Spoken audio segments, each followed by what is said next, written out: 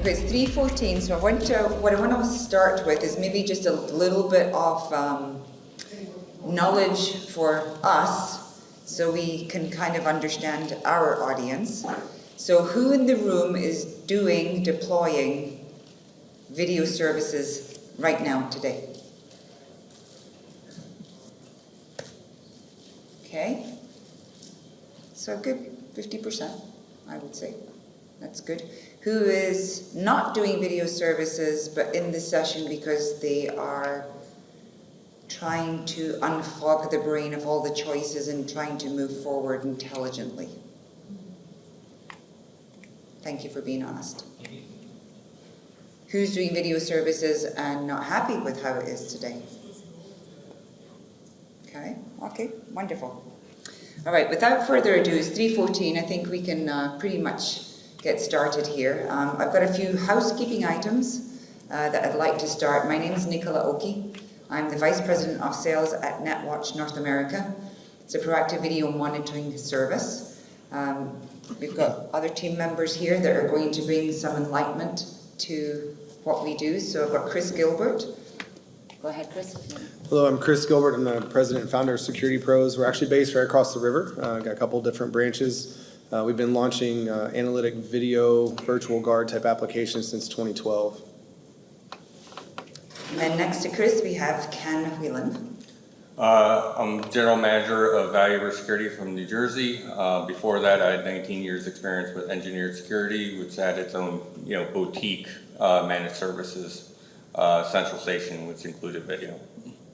So the subject matter is how do we attach recurring monthly revenue to video services and really make the impact through different strategies, techniques, and also applications. We do have a PowerPoint. It is informative, but all three of us are kind of like free flow. At this time of day, we want to make sure that you're engaged. So please, if you do have a question in the interim, this is not, death by PowerPoint at ESX. This is actually an engagement section. So if you please help us out with that, we'd like that. Obviously, the Electronic Expo is why we're all here. And I want to also bring up, right in the back here, we've got Mr. Jim Pless, if I said that correctly, Jim, who is actually sponsoring the session here, Prima by NAPCO, and he just wants to take a few moments of your time. Thank you very much. I didn't know we were going to be recorded, aren't we special? First off, and again, Jim Pless with NAPCO. I think I've met a few of you guys from some of the other sessions, but we appreciate you being here. We appreciate you supporting the ESA. It's incredible organization. We should be very proud of it. For those that are not familiar with NAPCO, we're a manufacturing company. We've been doing this about 50 years. We manufacture everything from the Starlink radios, which many of you may be using. We have our new Prima panel, which is a self-contained 7-inch touchscreen, which has absolutely the most revolutionary, fastest install setup time of any panel that you can imagine. We'd love to show that to you at our booth. But we're doing some jokes. He has some good ones. I'm going to throw one more out. I've been batting, what about that? I've been about 650 on the jokes. I had a little downturn this morning. So here's the joke of the day. Guy goes to the bar and he's sitting there and he's having a nice drink. Another man walks up to him and sits down. And he just kind of gives him the old acknowledgement. Bartender looks at the other guy and says, "Hey, donkey, what do you want, a beer?" The guy goes, "No." The guy goes, "Oh, and a little bit later he says, "Hey, jackass, you want another beer?" And the guy goes. Now this other guy's getting a little bit nervous. His head starts to sweat. What is going on here? All this guy names. Finally he says, "Hey, look, jackass. Is that all you want? If it's all, just, hey, you owe me $6. We'll see you next week, Don." And this guy gets up and he said, "Let me ask you a question. I know that's none of my business, but did that not offend you that he was calling you those names?" The guy said, "No, he always talks to me that." Home run, right? I know the show's getting closer, but I'm love to talk to you. Maybe throw you another joke out there as well. Thank you very much, Jim. Thank you very much. So obviously the course materials will be available for you in the app, and we do encourage you after the session to give us a rate. I haven't heard anyone else ask that yet, but we are asking to be rated, please. That would be lovely. And obviously the antitrust that is probably everyone has seen till now, but remember, we're not here going to discuss specific pricing, etc. We really are here to have an educational format where we can all collaborate, learn something new, and go start to do video services tomorrow. You've learned who we are as speakers, so for those who just joined us, thank you very much for joining. We've all got different expertise on the panel. Myself, personally, I have been over 15 years doing video services. I use the word services a lot behind my word because I'm not talking about video surveillance. So video surveillance is a reactive tool. It is basically a way to capture recorded footage or evidentiary footage for someone to see later, report to the police, and if you're lucky, put it in a file cabinet. Thank you. And watch, that was not a joke. And really, that's about the extent of it, right? So video services brings value, and that really brings about the type of sales process that this needs to be engaged by the sales consultants. It's a value proposition. This isn't widgets, it's how can we help you through that one item called a camera that we're all very familiar with, but yet, for some reason, this industry has taken the most extraordinary time in adopting video services. So we're going to try and change some of that today, I hope, in your mindset. And for those who are not doing it today, it is something that I would say to you in the past 8 months has had an absolute escalation. And I think the terminologies, AI, alarm machine learning, are having some drivers behind that. But there's a lot of climate reasons why those are happening as well. So in this session, we're going to look over the deep understanding of the video monitoring landscape. We're going to look at how we solution with end users. We're going to see what mistakes we should avoid. We're going to be trying to be transparent with you. You know, where did we go wrong in our adventures over the time? How did we rectify those? And what are we currently working through that is important? Looking over some of the projects, where does it fit, right? And where does it not fit? Looking over some of the narratives and seeing the applications. I think that's pretty much where we start. So I'm going to kick it off with a state of the market slide. So for everybody who's started doing remote video monitoring, the RVM is the capture of the entire space. So that could mean you've got a motion detector that's going up to a monitoring station and videofied, right? We'll say it that way, going to monitor that way. It could be video verification. It could be proactive video monitoring. It could be the cloud RMR services. The whole space, terminology-wise, collectively, is called RVM, remote video monitoring. So as you can see on this slide here, if you look at what was captured in 2022 and what the estimated projection is to be in 2027, we're looking at about a 21% growth model. That is an absolute astounding rate to grow. I can tell you from a monitoring station perspective, only about 5% of video gets to a monitoring station. So if you look at all the camera installs that you've got in the United States, I look at that as about 95% upside opportunity, right? We've got a lot of starts in this industry, but we are so vast in this landmass, and there are so many reasons why remote video monitoring services should and will be attached, that everyone in this room can gain from this aspect right now today. So it's not a trick question, but the most important thing is, where do you spend your time every day? Our industry is famous for reoccurring monthly revenue. I like to turn that word around a little bit and call it reoccurring monthly relationship, because we have to earn that relationship with our customers every single month, right? So having a valuable service is key to that. But what service is the one that's going to grow each and one of your businesses with multiples that really make spending time on that multiple the best outcome? So not all recurring monthly revenue is the same. So out of these services, which do you believe Everybody who thinks A is the highest value, please raise your hand. B? C? D?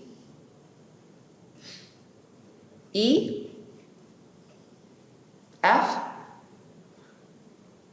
So there's a lot of recurring monthly revenue available to the market for you guys to sell, right? It turns out that the highest values of recurring monthly revenue are actually coming from video. So when you are building your company for whatever exit strategy you might have, then I would say to you, where you spend your time should be absolutely considered right now, today. I spoke with a young man upstairs, no joke, he's just building his contracts right now. I says, where are you going to focus your business? He says, well, I'm going to do alarm systems. I said. So I started in the industry being an integrator, and I had alarm systems and fire systems, and guess what? I also had video services too. What I'm going to say to you is this. Our industry, which is the video services space, is going to change and take away that widget called a door contact, a motion detector, because we've got so much intelligence coming around us in the AI space that if we don't think that way, we're fooling ourselves. So please, please look at where you should be spending your time, your company's time, and where you should be compensating your salespeople to be motivated and drive your company in the most valuable outcome for your exit strategy. Make sense? Yeah.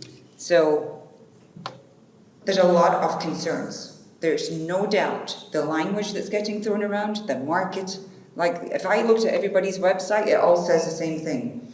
AI, alarm machine learning, proactive video monitoring, guard augmentation. But how do you know, right? How does anyone know what ones are the right ones for your business? So some of that will be your customers that will drive that. And what I will say to you is you've got technology adoption challenges, not just within the industry, but in your own space. And I'm going to turn it over just for 1 second to Chris here, because he actually has an amazing team sitting in the back here.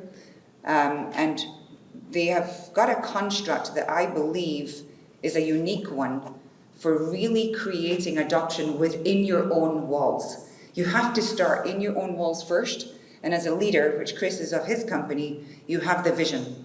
But then how do you take that vision into practicality through billing, invoicing, design, customer support, right, et cetera, et cetera.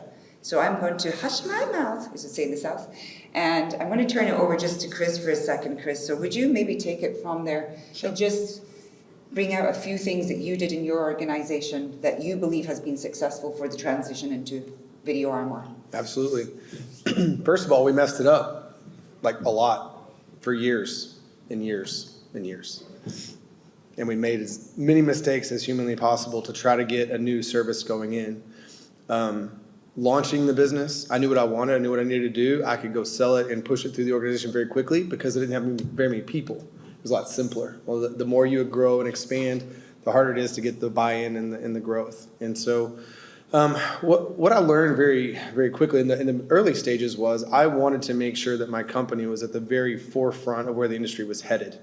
Not where it was, not where it was going. I started out in '97 installing alarm systems in houses and things like that and door contacts, and it was very innovative. And I got to watch the industry go from black and white VCR tapes to multiplexers and then back to tape for long-term storage, right? I got to watch that happen, and then I've watched this entire evolution of the security industry over the past few years. And I'm more excited now than I was when I started the company, which is a great place to be 15 years deep into a company, right? So what we learned over the course of time launching systems is I can go out there and sell them all day long. Somebody has to put that thing in. Somebody has to believe while they're putting it in. Ultimately, they have to be able to service it and bill it properly, because at the end of the day, if my customer's not getting billed properly and they call in and complain or have an issue or not sure why they're getting charged for this thing, my billing people need to understand how to communicate the message of what this service can do for them. If my service technician shows up and he doesn't care if that thing is up and running, now I've got a problem, and if I just replace it with the wrong camera, don't set the analytics back up right, I'm sending bad data to them, and next thing you know, I've got problems with my monitoring center not challenging the right person correctly. I believe in my heart that my team has to have the same level of passion for solving a customer's answer that I do, right? And the only way that we could kind of grab that adoption is we've got products coming in our building every single day. Well, we used to. A lot of that has been squashed. I don't know how many of you guys probably have vendors walking in the door, or dealers, coming in all the time saying, hey, sell this new cool thing. And they're just pounding down the door, beating on the door, trying to get in the door, talk to somebody. They typically run straight to your sales team, right? Let me get in front of your sales team. That's how they've been taught. That's how this industry has been developed, is go in there, get to the sales team. They're the tip of the spear. They're going to push this new product out to the world. And then all of a sudden you have a broken process. Install's upset. I've never seen this before. Why am I installing it? I don't even know what to do. Your adoption rate is going to be zip if your installation team doesn't believe in what you're trying to accomplish, right? So over these years of screwing all that up, and I know nobody else is doing that right now. Everybody's doing it great and perfect. But I will tell you that what we learned in our situation is we needed a group of people, group of smart people that could sit down and say, okay, yes, this service works, but there's 3 different versions of it. Did we look at the other 3 options? No more than 3. You can get really diluted very quickly in here. So you end up wanting to separate those, look at them. How is this going to work? How's it going to integrate? What's it going to work with? And does it work in our overall vision for where we want our company to go, right? And so if we get into a position where you've got to know where your company's going to go, and if you're a general manager or if you're a salesperson, you have to understand kind of what's the master plan. We talked a lot this morning about some compensation things and other things. We believe in profit sharing. Those people need to understand how they make money and how the company makes money so they can put more in their pocket. And we want everybody on the same trajectory going forward. And I believe that all translates into the technology that you're picking. And if I say, hey, we're going to sell this new thing, they're going to say, well, Chris is crazy. He just wants to sell some cool new thing to get this thing off the ground. In reality, I want to put money in their pocket. And they have to believe that and understand it and want to understand. Once they understand that, it works. So what we did is we basically created a little committee, if you will. And as new products come in, we tear that thing apart, we figure that out. If we decide that it's time to go forward, then we launch in a very specific way. Our leadership has to understand, our GMs have to understand, okay, we're getting ready to hit your sales team with this thing, and we don't let the vendors train them, not until after the fact. We're gonna send that message into our organization first. Once we're able to control that narrative, the vendors can come in and say whatever they want. At the end of the day, they know what the real story is. So hopefully my sales team, my operations, my install, they're going to be challenging that supplier to say, hey, well, I want it to do this. How do you make it do that?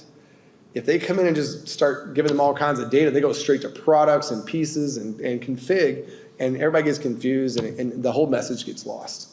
And so at the end of the day, we're here to solve a real problem for a customer. And if the mindset is there, then that can translate through whatever the technology is. Doesn't make any difference. If we're not solving the problem, that's a really simple answer to take technology forward through the organization.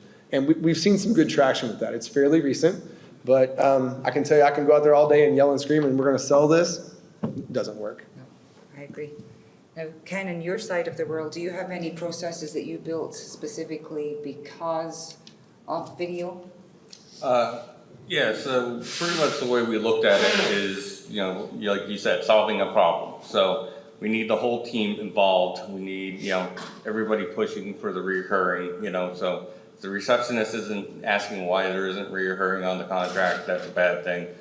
But, it comes down to, I'm an engineer from, my education, and I would look at when does it break? When is this solution not the right solution? And, because the sales guys can go out and, sell anything.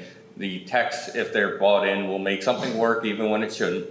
Let's be honest, we've all seen them do it. You need to have the whole team because billing, as you said, the tech support training, as you bring on new people, how are you training them up? Just because you got your core in it, how do you get the new people into it? And that really comes from the team atmosphere. So having remote support with in-house really helps because you have this managed service, whether it's a cloud-based or a, guard tour or this or that, somebody's talking to that tech, and the techs are a lot less isolated, just a person in a truck by themselves than they ever been. So you need to have those processes in place so people understand how they help each other. So they're not just out in the no man's land. So Ken's just thrown out a word there that I would like to come back to. He threw out the word managed service. Does everybody in the room understand managed service models? Put a no, if you've got a no hand, please put a no hand up. Okay, so in this, particularly this space, you'll find that it will be easier to bundle services together. And it aids the value proposition type of sale. So if you can imagine you're going out to sell a traditional intrusion system, and the intrusion system, the entire environment for a month is, I'm just going to call a number, $50 a month, right? In this particular space, there are situations where you're augmenting guard service, where essentially that can be up to $300 per camera per month. So if you don't learn how to do value proposition solution selling, it becomes very difficult if you don't believe that you're providing a value as opposed to their alternative, which in this particular example is physical man guards. Then what I would say to you is you're not going to have the attach that you hoped to have by doing add-on, meaning each camera has a $300 tag. It's better to think about it as a complete service to market, or how I like to say is one throat to choke. The service contract, the monitoring service, the hardware are in one bundled number, and that way you have a complete autonomy over the situation. It's another ask in the sales process where you should ask, does this customer prefer to do a CapEx or OpEx type of purchase? But I will say to you that most often or not, managed service approaches in this particular space is a very needed one to be discussed within your walls. So I got one more thing. So one of the ways to think about it too, and once you set a vision of where you want your company to go, people come to me a lot and say, what do you do? What are we talking about with services? They immediately think residential. We don't do residential. But if you think about residential business, I've got to have 100 installs to get 100 systems up and running to make a monthly fee, right? To get the monthly fee off of each one. I could do one building with 100 cameras and make 10 times the money. And I have less service. I work Monday through Friday, 8 to 4:30. We don't do weekends typically. We get a few calls here and there, but that's pretty rare, right? So what kind of business do you want to have? If you set some of these tones, I'll tell you what's really hard is when you send all your residential customers a letter and tell them that you're going to cancel them and help them navigate to a technology that's better for them in the long run. You'd be amazed how many referrals you get. Why am I going to charge them $75 a month when they can do it themselves for $20? I was in the wrong space, and I know that's very scary in this room. I get it. Mm-hmm. I was in the wrong space, and we needed our company to shift. 3 years ago, I think, wrote a personal letter to every one of them. They were the reason I started my company, but it was the wrong move for me going forward. That is a shift that you have to be willing to make, and as an owner, I was able to do that pretty easily, right? I could say this has got to happen because it's too painful to carry. We got to go another direction. You've got to do that either in your sales organization or get a champion of it to take it forward that believes in it, because the other folks that have been doing it forever, they're probably not going to jump on the bus and go wherever you're going to go. You may need a champion to kind of show them the way, and then that person, when they see all that winning and that commission coming from recurring revenue, it's going to flip to that, and you're going to have a much better customer. The other side of that coin that I have is, if you're installing a camera, shouldn't it work? And when they really need it, shouldn't they know and have some confidence that it's going down? You can't just install it and forget it and hope it's going to work. And there's no way you can log in and look at all the cameras and make sure they're all working every day. No way. So you better find some new ways to manage and maintain and do inspections. How many times do you go out there and go to pull video and the camera's dirty? Why is it dirty? Is it not important enough to keep it clean? Well, you put it there for a reason. Why are we doing it if we're going to just let it be dirty?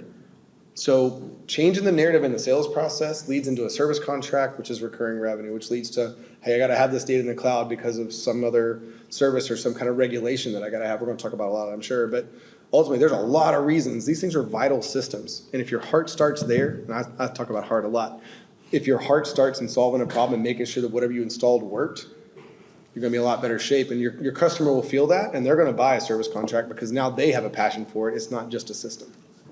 Thanks, Can I Chris. jump in too? Yes. So one of the things we did, my last company, we were doing managed access control since 1982. So we were always eager when technology got where we could start doing that for other technologies. But we realized we need to change our nomenclature in-house and to our clients that we're not installing a system, we're deploying a solution. And that's why we want to do everything, service-wise. We're from the Northeast, we got, hot summers, cold winters, change of daylight, you need to refocus that camera at least twice a year just to make sure you're getting the picture based on the weather and the lighting, just because we're in that type of arena. And I know like down south or if you're by the shore, you got other reasons to actually need to maintain that camera because you got salt water, you got other, so there's always a reason the customer needs you to be more on top of what they need. And if you can call them saying, hey, it's time for us to do this, or we're seeing something on the system that we would like to come service, that's gonna make you more sticky than anything else because they're just gonna know that you're there and that you're part of their team. And bottom line, it's necessary. You can't see, neither can the monitoring station.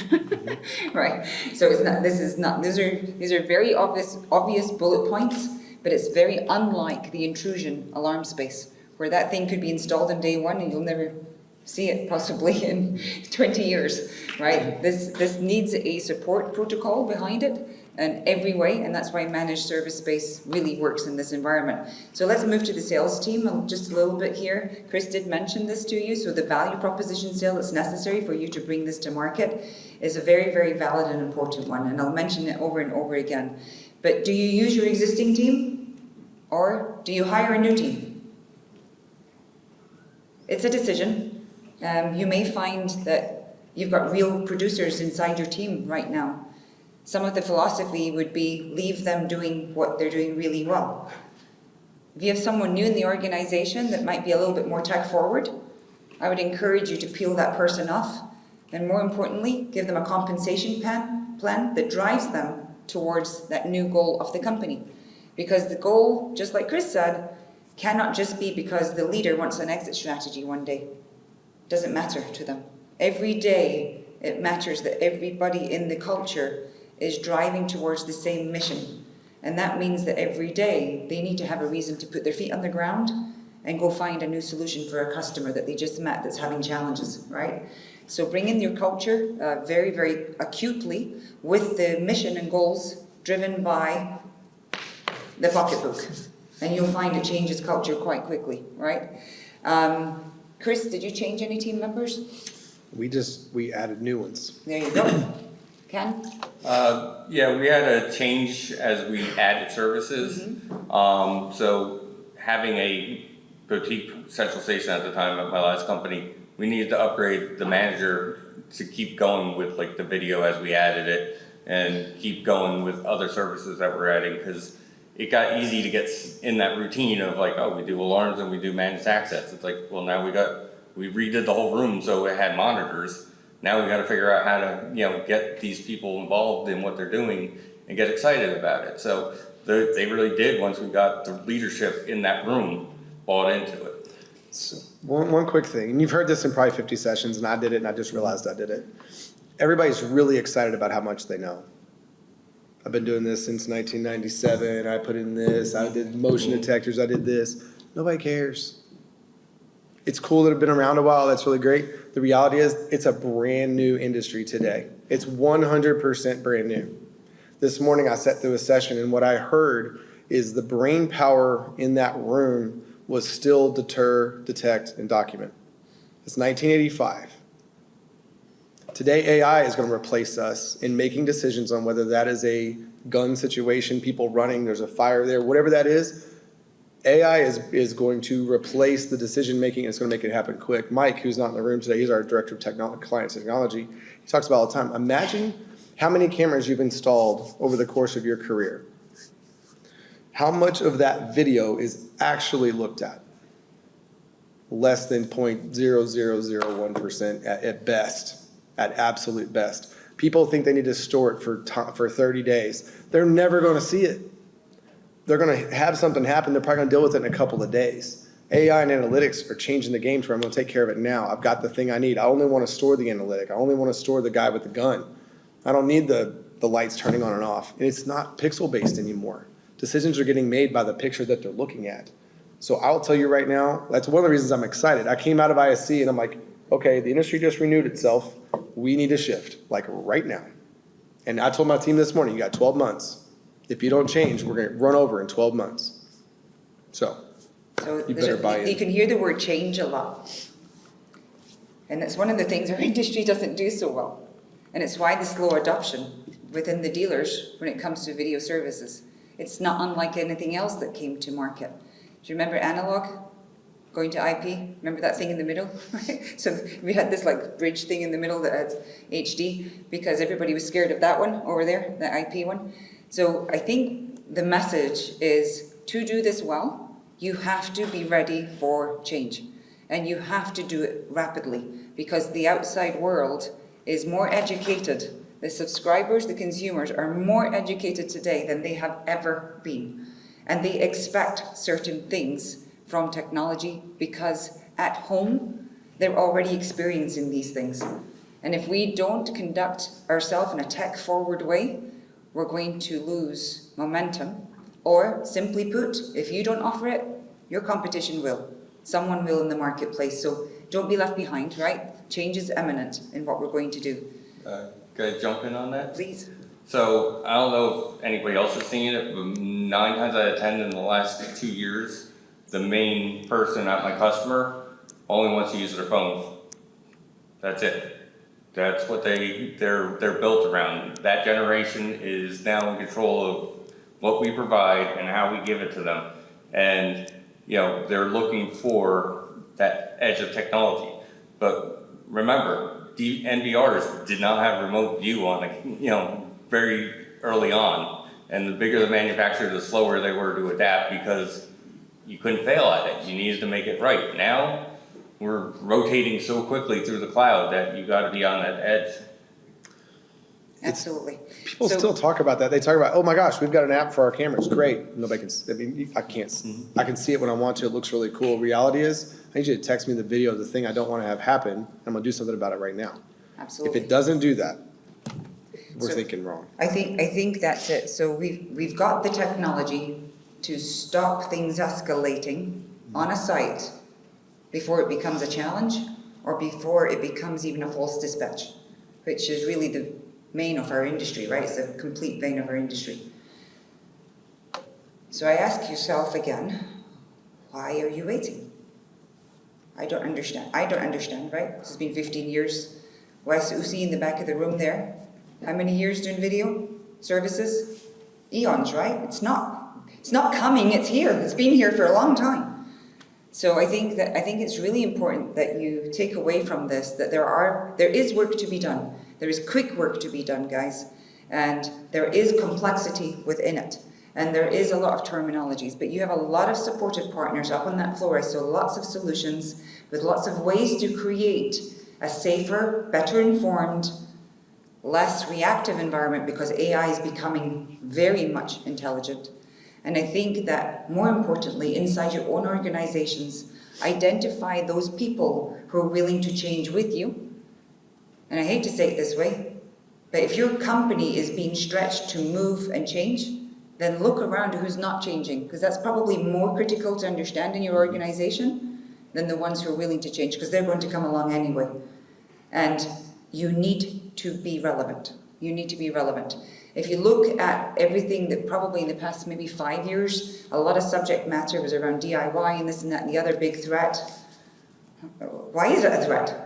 The consumer needs the support. Still, these are complex systems. We are relevant only if you make yourself so, right? So you have to be relevant in every way. Having a dedicated sales team to this is critical. They cannot get fire sales going in one direction and then video services in another direction. It flat out does not work. I think that you definitely need to consider having a champion and let that champion be a survivorship and then train the trainer within your walls. If you have multiple locations, choose a champion in each location and let the disease happen inside your organization. You'll find that passion within that winning champion is actually going to carry you through. Let's go to applications just for a second. So Ken, and your perspective. We've got ideas up here, guys, because to me, these are not all of the ideas, they're just concepts. But I would actually say to you in today's times, quite clearly, if you cannot identify at least 2 video cameras on a commercial building that needs a video service solutioning alongside the layer of surveillance, you've not asked the right questions of your customer. That's my statement, and I'll stand by it. So Ken. Well, we're finding there's a lot more oversight from different, verticals of clients. So whether it's banking or, education and all that, they have a lot more on their plate. And the cyber stuff is a real thing. So anything that can bring it into where we're controlling that and managing it and monitoring it is actually going to help them a lot. So that's really where one part is. The second part is, maintaining that the video quality, like we talked about, making sure, and then pulling the video when they need it. Like a lot of these clients don't know how to do that when an incident happens. They got trained 3 years ago and now something happened. So I've got an interesting twist on that, just because of where I live today in Nutwatch. Part of our value proposition is no longer do they have to go back after that recorded video. Do you know why? We stopped it from happening in the first place. So there's nothing to go after. So if we can do that effectively, 98% of the time, then I've just given back a person time in their job. So again, it goes back to a value proposition sale, right? And I've got security directors who are basically so grateful because they've got 50 locations they have to look after. And if all of that footage has to be reviewed the next day, how many hours is in a day? How much footage do you have to watch? It's just not conducive for productive video purposes, right? So having AI, having a service that stops things escalating before they happen, gives people time and money back into their pocketbooks that they can sell and use elsewhere in their budgets, right? So one of the things that a security director will say is, don't tell me I can cut my budget, that's not what I want. I want to repurpose it, right?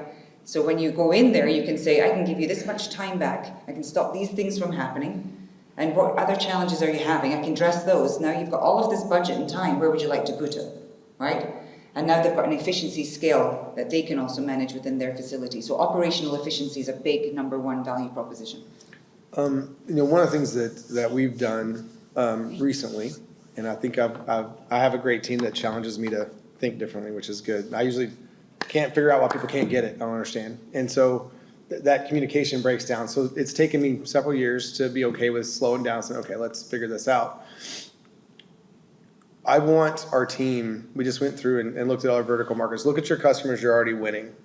You're winning them for a reason, right? They said yes to you for some reason. They may really like you as the salesperson or whatever that is, but in reality, you're solving a problem for them, and knowing or not knowing, you solved it and they have value there, right? So if you go back and you look at your entire customer database and you figure out there are going to be some key vertical markets that you guys work in that make sense, and then you dive into those and say, okay, who's my decision maker? What problems am I solving for them? And if you don't know, go ask them. You've probably got some good customers that are referral-based customers. Go sit down with them and say, hey man, you got a trucking company. Why do you buy from me? Like, what are you trying to accomplish here? And he's like, oh man, you did this, this, and this, and this for me. Great, okay. You can layer out those problems, and I think when you know that you've mastered it is when you can walk into that vertical market and you sit down with a customer and say, I'm gonna buy cameras. I've got 3 bids, here it is, and say, I'm not your company. I'm really sorry. I'm here to do this. If you're not gonna do this, I'm out. If you can get to that level of confidence with a vertical market, you're gonna own the market. Because I have stood up and walked out of a room and they're like, whoa, like, I need you to sit back down. I'm like, listen, you've got 10 problems you don't even know you have because I've done it 50 times. You need to hear what I have to say. And if you're not in this head, we can get you there in phasing and I'll baby step you through, but we need to have a master plan. Your master plan is 5 years from now. This is where you're gonna end up. This is step 1, but I need your head here to get you where you gotta go, right? If you can get to that level of confidence in every single vertical that you're already working in, You're gonna start to change your sales process, you're gonna change your salespeople, they're gonna get excited about where they're going, and they're gonna have a level of confidence that they can't be beat. 100%. So some of the key factors on this slide that are really drivers, we can say increased crime, and you can see there's parentheses up here. So in our industry, we've always looked at crime as, break-in. It's not. In this world, video services solve so much more than that. And I would tell you that the unhoused situation in the country is massive. But the unhoused situation can be addressed by moving them along by voice downs, whether that is pre-recorded or live audio. My point being is you want to make it uncomfortable for that person to stay in the spot that they've chosen for that evening. Because ultimately, the real problem when you had the interview with the potential prospect was discussed with you where it looked like, well, I've got people leaving my business and I've been training them for 6 years, but they're afraid to come to work anymore because they have to step over 3 homeless people to get there.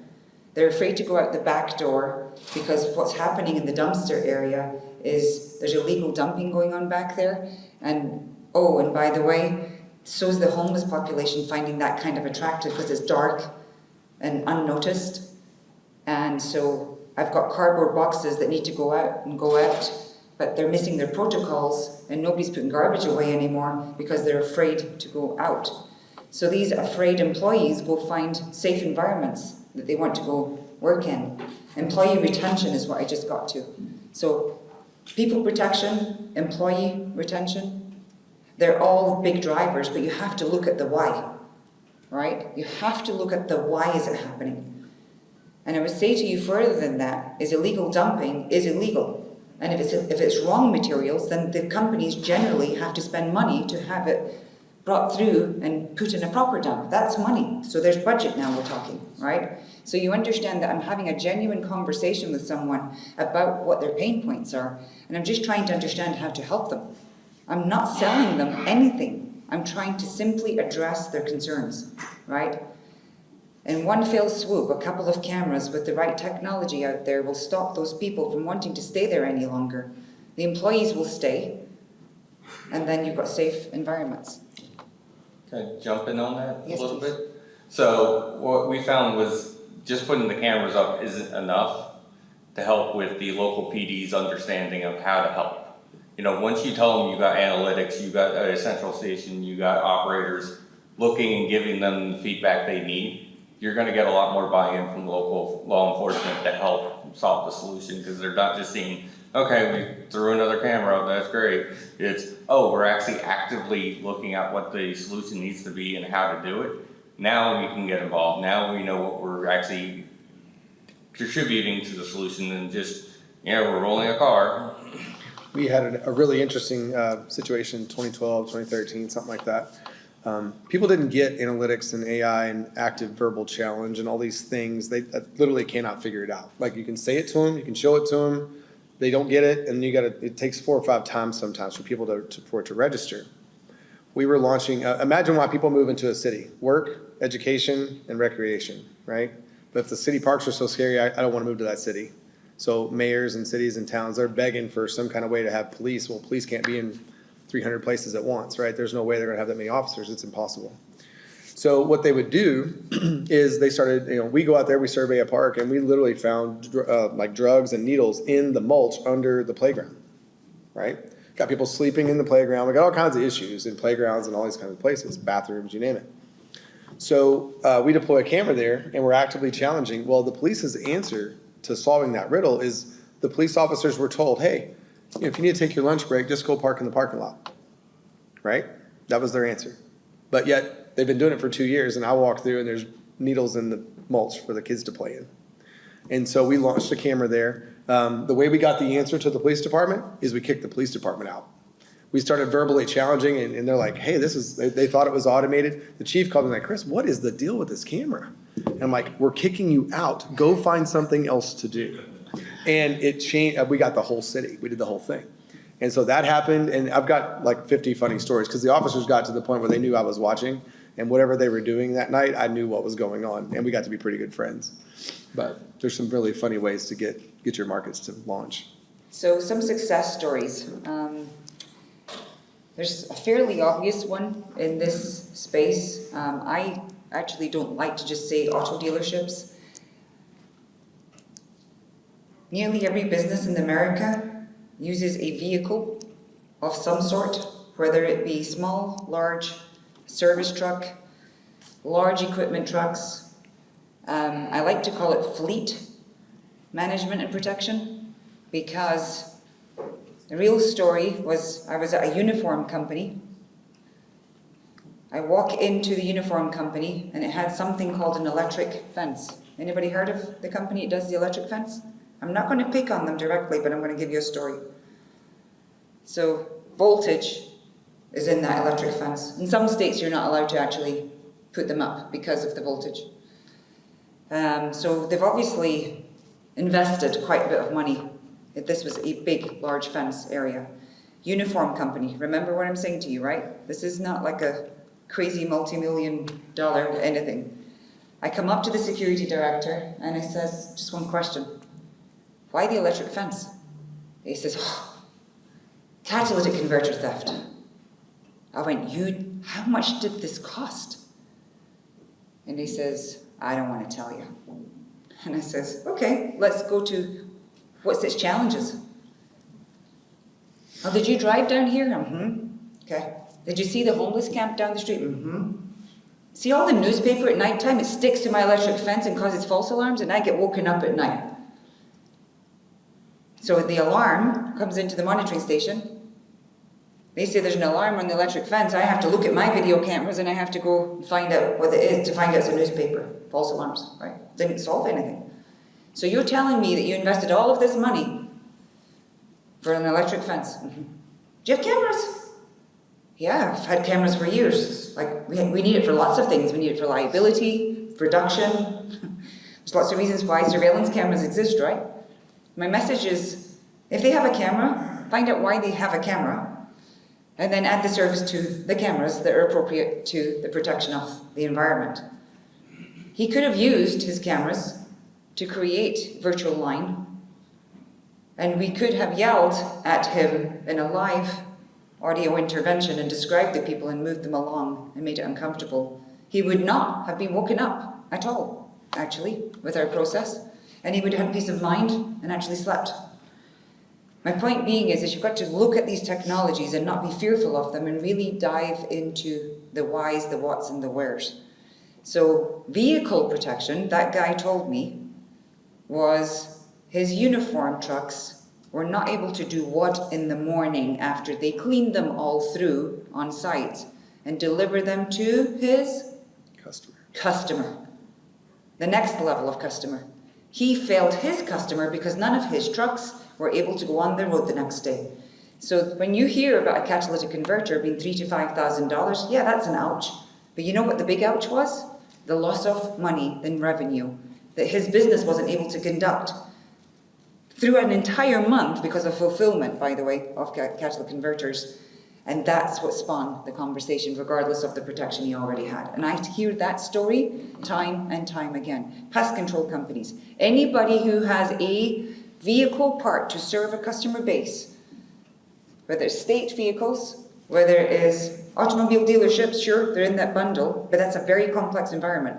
But there is actually fenced areas that are still having challenges because guess what bad guys like to do? Cut through or come over fences, right? My point being is a fleet vehicle management. There's 3 precious metals inside a catalytic converter. Has anybody been watching the price of metals lately? So get used to trends. Trends look like metals are going up. The bad guys know it before we do. Metals that are increasing means more value for their turnaround quick time. Guess what happens next? Catalytic converter theft goes up, right? So you've got to be smart about your business. Where are you focused, right? Construction, absolutely, all day long. And some of the times those actually are on trailers, right? Everybody's seen like the solar trailer, right, with the towers. Events. I know that Chris does some events for the municipalities and police department. Renewable energy, can't say more about this one because it's actually a space where you have drivers in it for utility companies, electric substations. They've got regulations that will drive this. So does the cannabis industry, right? I know some areas of the country don't have the cannabis use yet, or use, personal. But what I would say to you is it is a driver because it's cash and product, right? So you've got to look for the drivers behind the why. In the logistics space, you're going to get into other types of licensing that they need to pertain to, that's auditable, that they need to maintain. Driver. Find out what their driver is and then go from there, right? When their budget season is. We've all done that for our projects. But scrap and recycling, this recycling of the catalytic converters and copper, does everybody know where copper lives? Everybody in a commercial building has a air conditioning unit. So when I say 1 to 2 cameras, property management company in Georgia, where's my Georgia? I was down with your buddy over there and I was walking around with a property management company and he said to me, he says, I've been 1 year trying to understand this. We're going to go down today because she's put $50,000 into a fence, property management company. He says, oh, interesting, okay, let's go find out. We walked the entire facility. There's bending all under the fence because the homeless camp is now coming under the fence to get to the property anyway. There has to be an active presence to stop things from happening, right? Absolutely has to be. It's important to understand that these are all necessary layers as well as what? Lighting. So consider application, right? And where we're going. The biggest one, the most yeses that you'll get in the video monitoring space is guard augmentation or replacement. And the reason is very obvious. 1, it's expensive for a consumer to buy a guard. 2, the guard space is becoming absolutely hard to find very good people to do that job. When you consider all over the country, the minimum wages are all coming up, and essentially I could go work at Taco Bell unthreatened, perhaps by a bad taco, but unthreatened, right, in the space. Why would I opt to do $20 an hour in this space versus going $20 an hour to be a guard that night and have a possible conflict? Maybe not even go home to my family that night. Massive logistics center. I arrive with my suitcase, as I often do. I walk through the guard, literally through and past this guard. He doesn't look at me. Yeah, I have these on. Heels. There's a pretty lady. Oh, she doesn't need any threat. I just walk right past the guard. He doesn't stop me. I've got my suitcase. Must look really weird. I'm in a massive logistics center. I come through to the general manager of the facility, who is popping veins angry. And I'm saying, what is going on? Now, I'm a salesperson, consultant, and I'm thinking, I gotta get this guy to ground zero before I can even have a decent conversation with him. I don't know what's going on. He says, I'm so glad you're here. Last night, we had 14 trucks broken into, and the GD guard fell asleep in his car. I said, did you see the video? He says, yep. They had crowbars and 14 cars, one after the other, got broken into. And I've lost X amount of thousands of dollars doing it. I'm like, whew, that was a bad night. I says, and the guard fell asleep. And he says, and he fell asleep and I'm spending $250,000 a year. Budget, write down, note to self. I says, can I just get human for you? I says, I know you're mad. And I know that's an astounding amount of money. But just for 1 second, consider this. That guy who's actually taking home $16 to $18 an hour had a family at home. And he saw 3 guys with crowbars coming into his parking lot that he's supposed to be protecting, unarmed, by the way. Do you think he had a decision to make? Do I get out? Get brave? To go home to my family tonight? That's the human choice that guards bring to the table. Technology doesn't do that. That's why this is a yes market for the augmentation of physical security guards, because we are going to be there. Chris brought up a point, health check. You need to know your cameras are working. It's another value part of the proposition, right? If you look at these numbers up here, these are not fictitious. When you're looking at an area of $50 an hour post is the actual language in the guards space. And you consider that most guard companies cannot pass through their overtime to the subscribed client. The reason they can't do it is because it's their own fail point. Because guard 1, who was changing out to guard 2 called and said, hey, I'm going to be late. Guard 1 had to stay on shift. That put him into overtime. Who pays for that? Not the consumer. The guard company has, so they just eroded their margins, right? It's another way to look at the approach. $50 an hour may appear high. What I would say to you is even with a reduction of, let me just play with numbers for a second for you right now. At $25 an hour and reduce that number to just over $6,000, does the video service space still out-survive it by 50%? The answer is yes. So when I hear a company saying, how do I sell this? Where do I sell it? How much do I charge for it? It is complex. And part of that complexity is the monitoring station and the way that they have actually been given the solutions from the video services company to bring it in-house and monetize. And it's very difficult to understand. Whereas you could go to your sell sheet, right, for your alarm company through the monitoring, and you've got, this much for alarm.com and this much for your signal for this and this much for your interactive services, right? Now try and do that in a video service where you actually don't know how many events you're actually going to get from that site, and try and charge your customer the right number. It's complex. I have some solutions. I'm happy to talk to anybody afterwards. But what I will say to you is if you get into a per event chase down, your invoice is going to do that based on activity. And I don't know how you translate that activity to your customer without upsetting them. So I'm going to switch for a second to price strategy without keeping in mind the antitrust. How do you suggest bringing that price strategy to market, Ken, with your customer? Well, you hit it on the head. Like, you can't do it per event. Like, we, at my last place, did video and like even a virtual concierge, virtual guard booth for gates and stuff like that. And it was hard because we always try to keep it price simple for the client. They have a budget, they understand what the access was going to be, they understand what the alarm is going to be, they understand what the test inspection on the fire alarm is going to be. Now we're doing the video. How do we keep it? So you really want to keep it in buckets. And that's how we really kind of looked at it. Was if they had a high incidence, then we'd have to move them up to the next tier. Can you give me an example, truly, like Yeah. bucket A look like? Yeah. So we did the. Or were your salespeople trained to look at a site and say that's a sterile environment, so my expectations is going to be X amount of alarms? They How does talked it to the client, but more often not, we gave the client the benefit of the doubt and started them on the low plan for the first 6 months, and then had an agreement we would reevaluate it. So you wouldn't price it differently. I'm challenging you. You wouldn't price it differently if it was a sterile environment, meaning fence line versus no fence line? Well, for that any video verification stuff, was depending on the type of events that we've seen before with the other technologies that we had. But for anything that was new, we'd have to start from some kind of baseline of, we don't have any kind of idea of what's going to happen, so we got to take you on and reevaluate it after a certain amount of time. And how do you set that customer expectation up front?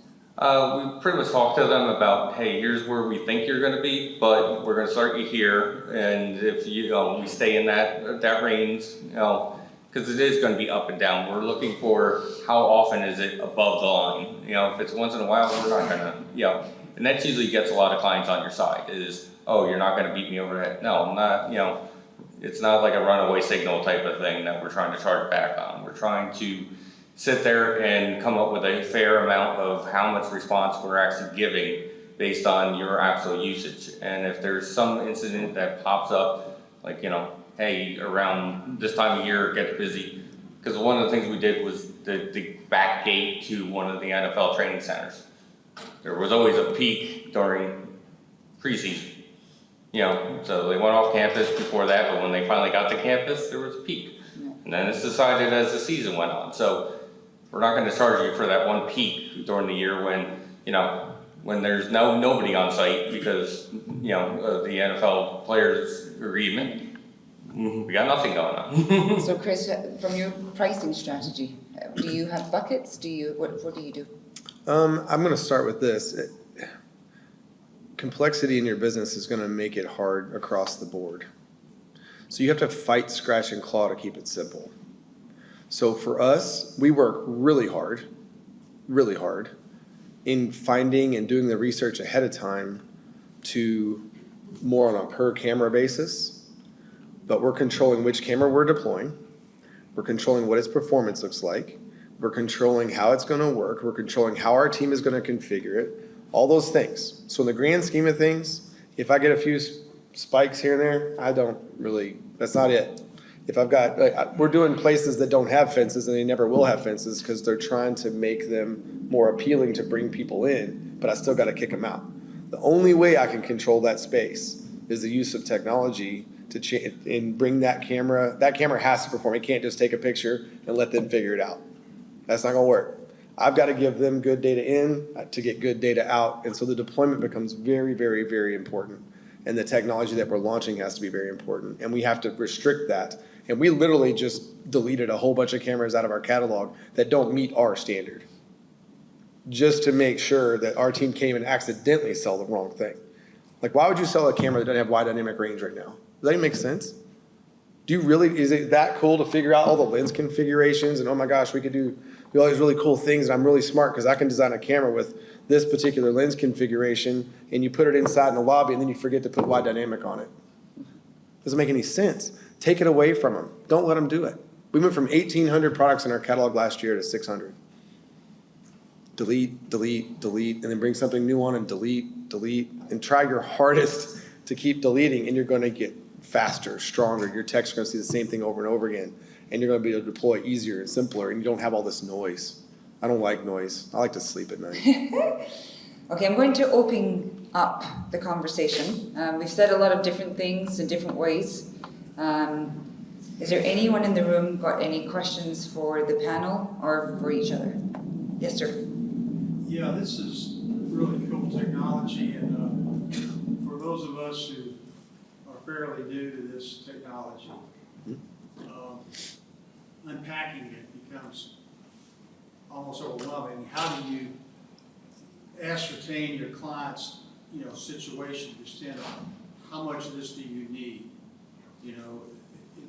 As an owner and as a provider, it's important to me to provide my customer the best solution at the most competitive price, because if you overcharge them and underdeliver, they're going to figure it out and your reputation is trashed. So how do you unpack this so that you can come in with a solution that is effective, not only delivering to your client's expectations, but also competitive cost-wise, if they were to shop you around? Do you do the sales? Are you selling? Are you doing any of the sales, or do you have a sales team? Yeah, I own an installation company, and we're just now beginning to look at the AI solutions for, we have a car dealership we're going to work with, okay? But the potential is amazing, what you just showed us here today. I mean, it's phenomenal. It's very So the cool. shortcut is this. You have to believe it. You have to believe it. I'm sorry. You have to believe it. You have to do it first. Oh, yeah. You can't go to the customer and expect them to tell you what they want because they don't know. Okay, forget that. Delete. You have to go in there with the price doesn't matter. You don't have any competition.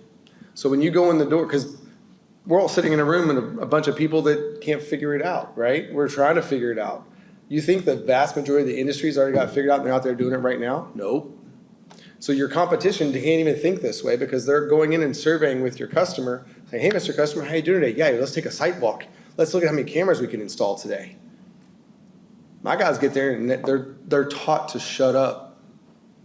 You got to sit down and say, great, they've been trained for 30 years. People have been buying camera systems for years. My very first question is, how you doing today? Why am I here? All those things, right? You're kind of breaking down the walls, typical sales stuff. The very next thing is, do you have cameras in place? Yep, great. How they working? Terrible. I hate them. They don't do anything for me. Great place to start. You've got to go deep, deep, deep discovery. How bad is the issue? Where's the value like we've been talking about the whole time? You've got to learn their business inside and out before you can ever deploy a solution. And it doesn't even matter what it costs. So car dealership, what do you think their losses are? I'm sorry. What is the car dealership likely to be losing? Well, catalytic converters. Okay? They've had some joy rides, people stealing cars. Just vandalism, people can, you know, for no, I don't know, homeless people scratching cars, you know, just being mean. So you have to drill that back to numbers. That's it's an entire sales. How much is the pain costing you? You have to know their ROI Yeah. before you ask the question. Yeah. Always know the answer to the question before you ask it. That's a tough one. Go find you an auto dealership. You know, can you guys help us in these areas? Yes. Can we reach out to you? I'd tell you to go find a car dealership with no pressure and say, hey, listen, I got some questions for you. They're gonna lose more money on scratched cars with their customers than they are on catalytic converters. So most cars in a car dealership are not actually owned by the car dealership, just so you know that. It's actually owned by a party right up above them. Consignment. Exactly. So when you lose a car, they didn't really lose the car. It's actually the guys up here who's financing it lost the car. There's a whole industry nuance behind that complete space. It is also, by the way, if you're going to start there, way to go, because that's the most complex environment probably to do, because have you heard of the blue states, right, where they allow people to come in on Sundays? So then you have to get interesting. In my world, at the monitoring station world, we have to say, thank you for joining us. Not, hey, get out of here, right? We have to say, thank you for joining us today. It's Sunday. We'd really prefer that you come back on Monday. We're going to be staying, witnessing you as you walk around the lot at this moment, because we're not allowed to chase them off because it's a blue state. Anyway, there's different nuances that can happen, right? You need a partner that can educate you. Beyond, we said it, educate, training, support. And if you don't have the education, knowledge, native knowledge of this, that vertical specifically is a very specialized case. You see, one of the things I see here is incredible amount of service income. In other words, I would imagine that if you're gonna invest $300 per camera per month, you got 10 cameras, you want those babies taken care of regularly. And so what does that mean? Monthly visits, quarterly visits, every other month? How far do we go with this? It's your prize baby. If you have recurring monthly revenue, do 10 times 300 cameras. Do you want to lose that account? All I can say is drop the mic. Yeah, and one of the things with those type of contracts is, that's when the guy finishes at 2 o'clock and he's still got a couple hours left on the day, send them over there. So we've said it time and time again. You cannot, this business becomes your business. It becomes your main meal. It is not a side business to your intrusion business. It will take about 30 to 40, depending on what you're charging to market, intrusion systems for one augmented guard service video monitor system. So energy, time, service, where are you focused and how are you going to do it? We should take it offline. I'm just going to give some other people a chance to get some questions in, because that dive is a deep dive for that vertical. But I'm just going to, if it's okay with you, I'll come back to you after the thing. Is there anybody else got any questions? Go ahead. So I know you talked about hiring salespeople that were maybe focused on this, and we've done a few of these so far, so I think our challenge is more on the technical side to support it. I feel like we have like one early adopter who's become our go-to guy, and now he's kind of created a bottleneck because he knows the system inside and out, but nobody else does. How did you handle it from a technical perspective? Did you hire additional technicians that would be focused on this product line? I know, like, what's the back end side of it? We believe in trying to spread that out as much as we can. And we have I guess you have a bottleneck in sales a little bit easier because they can turn a lot of volume. The installers, whenever we roll out a new product, everybody gets trained on it, right? Everybody gets trained, everybody gets certified. We have to maintain a certain level. So if we know that the tech that we're going to need is going to be sick on the day that we need him. I promise you that's going to happen. Right. And so we double everything. We always have 2 of everything, even trucks. So it's like, I've got to make sure that I've always got a backup. If I don't, I got problems. And that's a really heavy lift, but it's just like when you want one service tech in a branch, it's never going to work. You can't respond enough. Yeah, the way I look at it is you need a champion in every department, so yeah, you want to train everybody, but I come from where we have a lot of engineering in the middle, So that kind of helps the technicians buy in because the engineer kind of did everything to tell me what I needed to do. So I just have to do X, Y, and Z like I usually do. And then I got the support from the office. Well, we run Microsoft Teams. I don't know what you guys run out there in the world, but we've created a repository of data. So whenever we've gotten to the point over the years where our technicians are not afraid to shoot a video. And so when a tech learns something, they'll shoot a little video. Hey guys, check out what I just did. It's really cool. And they'll post it on there. Now their buddies are telling them what to do, not me. And guess what? It never goes away. It's pretty cool. Micro learning. Do not do hour-long sessions. You got 30 minutes or less, and their brains are done. It's proven. You guys are probably in this boat right this second. At 30 minutes, you start fading. At 40, you're done. You've shut off. You're finished. And so we've learned how to do micro trainings, and we've got our guy named Mike, which we call him micro trainings, right? He actually just those 2-minute, 3-minute videos into the team at a totally random space about some new technology. All weekly, random schedule. Don't care when he does it. Don't schedule it. That's exhausting. Just do it when you can, man, as many as you can. It's regular check-ins, and so the sales approach is you must measure what you want to change. If you don't measure it, I know he had a question in the back here. go for it. No, I was just gonna mention, as you were saying, Chris, in reference to him, when it comes to sales, if you know that vertical, you ask your QTAs, your questions to ask. If you know what specific questions to ask in that vertical, not only will you know what your pricing is, you'll have the protocol already set in place. So you have to ask the right questions for that specific vertical. 100%. Leading questions. Yeah. Not Anybody yes, else? no's. Oh, in the back. I think one of the things that we're focusing on a lot lately is trying to get some of the existing infrastructure. We talk about resources, getting these things online. If out there to have a camera looking here and hear about, possibly use that cable, possibly use that camera, possibly use that recorder, depending on what system you're utilizing. And I think one of the greatest questions you can ask to a customer is if you could have my central station watch any one of your cameras in your entire building, which one would it be? Why? They're gonna say, I want this one. They're gonna say exactly why that area is important. So now all I've got to do is fulfill a little bit of hardware, one day job, I'm video monitoring in one area in one day. So if you're talking about turning it into limited resources, it's a great way to do it, not on the, 20, 30 channel, $5,000 a month job, but, there's turn one day. Well, one of the things that we didn't talk about is when you start talking about hosting, we do a ton of hosted video. And what's really cool in the market space today is every camera in the building could be recorded at a different rate, a different fee. I could literally have 100 cameras in a building. I could record this one for 90 days, that one for 7, this one at HD 10, this one at this. I can have it all over the map. Now that's really complicated and I don't like complication, but you can completely control your environment at that point. And we've got some places that they have so many regulations. They got 2 years worth of data storage in the cloud, no questions asked. You know what those contracts are per camera? Open to branch. Go ahead. What hardware are y'all using as far as AI and analytical piece? We actually have got a couple we're staring at this particular second. We're currently working with Ambient AI. So we're talking to them a little bit. We do some bigger sites where the money doesn't matter quite as much. There's some launching to that. You got to really look at what's going to fit into your verticals. So the video monitoring, that's what you're using, that analytical? Not the monitoring side. We're using the AI to make decisions on, essentially. So. I asked about the monitoring station, but what y'all are using, what was the name of that? Oh, we use NetWatch to kick our people out. Part, but the part on the side that actually transmits to NetWatch.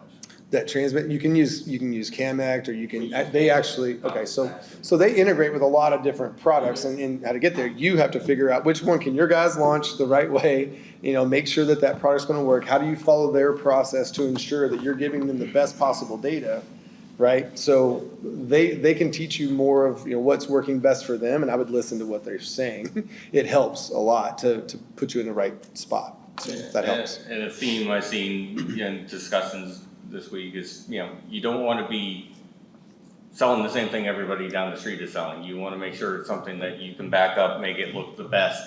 So you don't want to sit there and be just odd for odd's sake, but you got to figure out what works in, your territory, that it has a good name and you can bring a better name to it without having everybody else doing it. So we've got a couple of minutes left remaining. Would everybody take their telephones? John, do you have a question? Sorry.